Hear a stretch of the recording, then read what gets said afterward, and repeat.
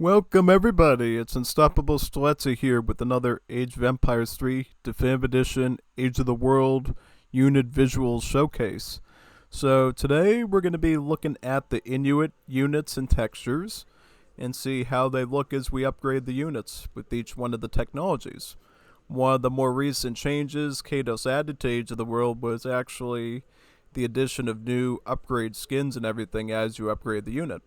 Previously, units stayed the same, whether they were standard, veteran upgrade, guard upgrade, or imperial, which is totally not like the OG game, which did make an effort to reskin the units. So the purpose of this is just to look at those reskins of the units every time they upgrade. So first is first, let's make their units right here. This, and this. All these. And I may as well take the dog with me too. Alright, so about 11, actually 12 units if we count the Explorer as well. So I think we'll all just come here right now and look at each one of these units first individually, alright? So first we got the Quatlik. The Quatlik is your spearman, right?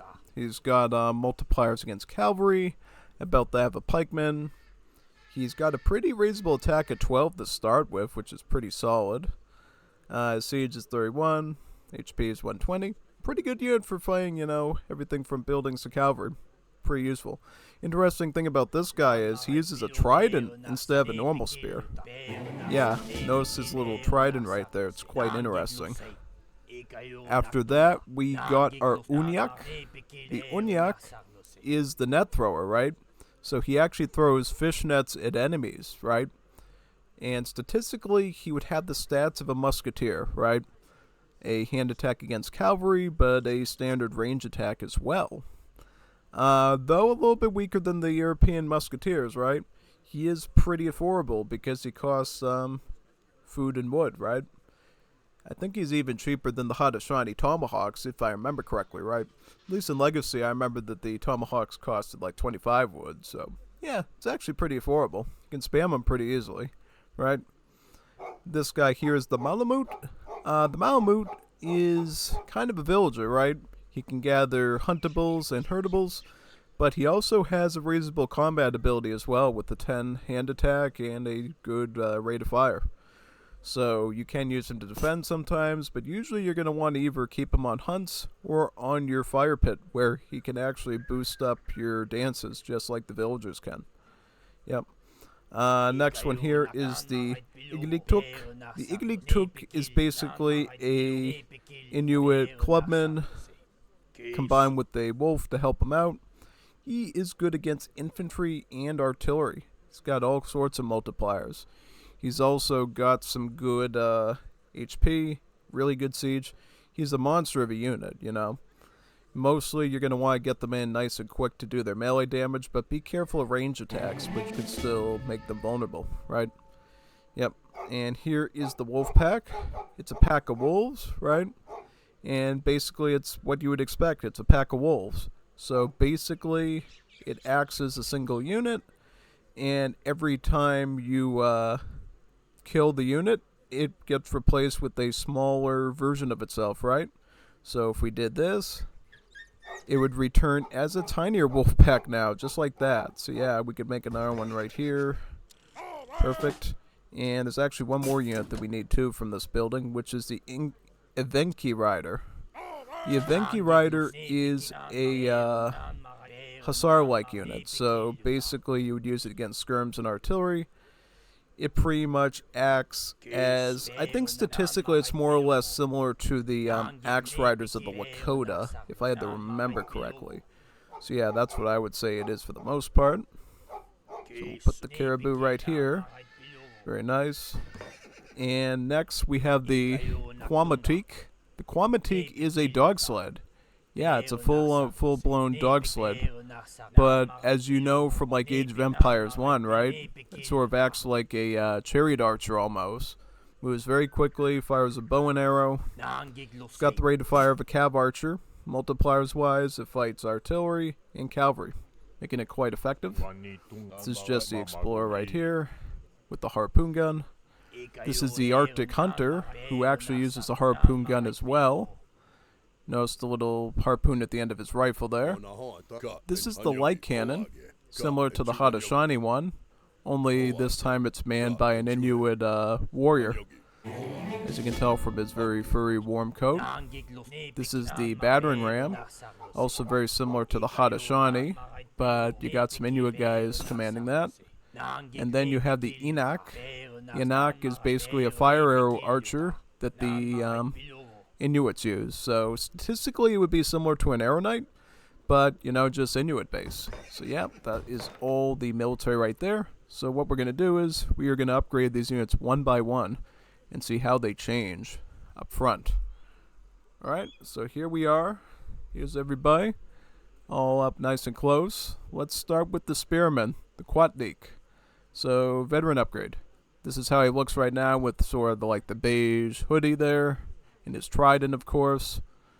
A little bit of green mins and stuff. If we give him a veteran upgrade, now he's got some light blue stripes underneath and on his sort of upper torso area.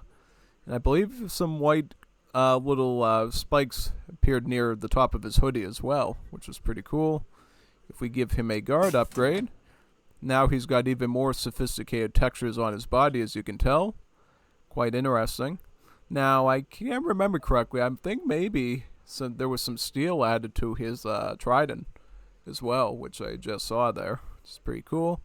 And Imperial upgrade, not really much of a change at all.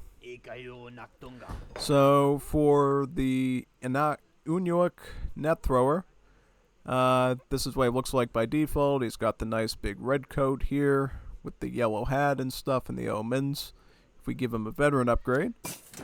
Ooh, now he's got a big giant bucket of fish on his back. That's awesome. Yeah, now he's got fish, because remember, these guys are supposed to be fishermen, so it would be pretty natural for them to have a big thing of fish on their back when they're trying to fight, throwing nets and stuff. And of course, if he gets hungry at all, at least he's got a snack that he can eat, as long as you don't mind having sushi, right? Yeah, well, I mean, we eat sushi all the time, so eating a raw fish out of your bag probably isn't too bad. Let's get the guard upgrade now and see what he looks like. Okay, now he's got little fish nets on his side, and he's got some on his bag. So he's become such a proficient thrower of fishing nets, and now he has fishing nets on literally everything, so he'll never run out of them. Pretty neat. I'm going to bring some more resources in right now, and then we can continue showing you even more upgrades.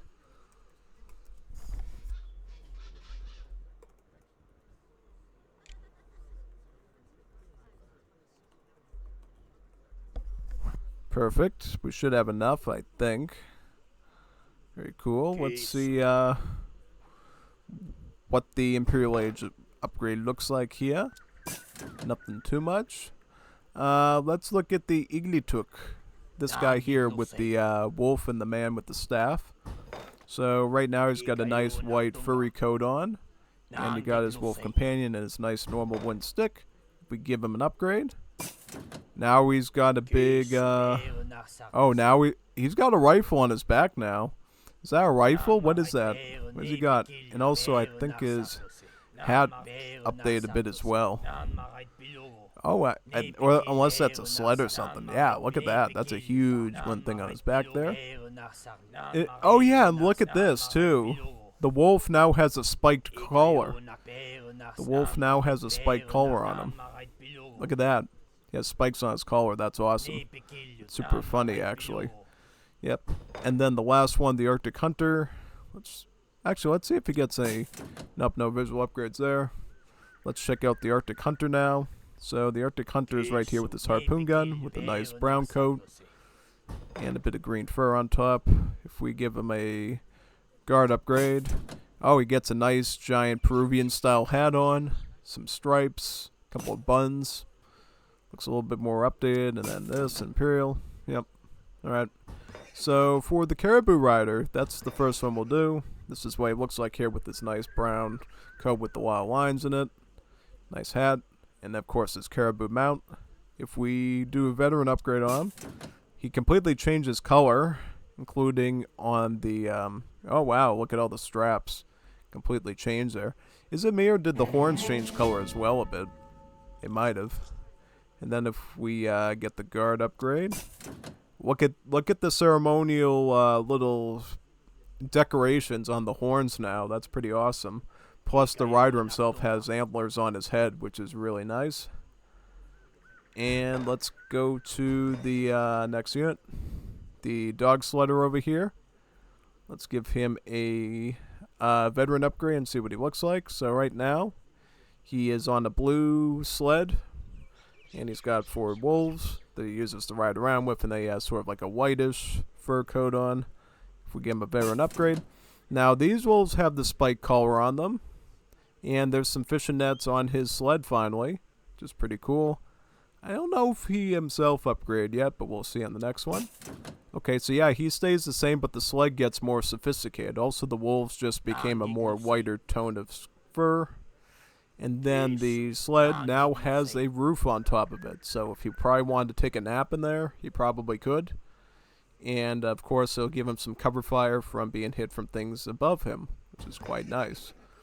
Looking at the wolf pack now, let's check out these wolves right here.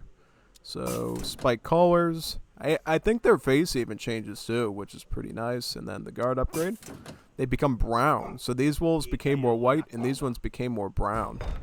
It's pretty funny, actually. Yeah.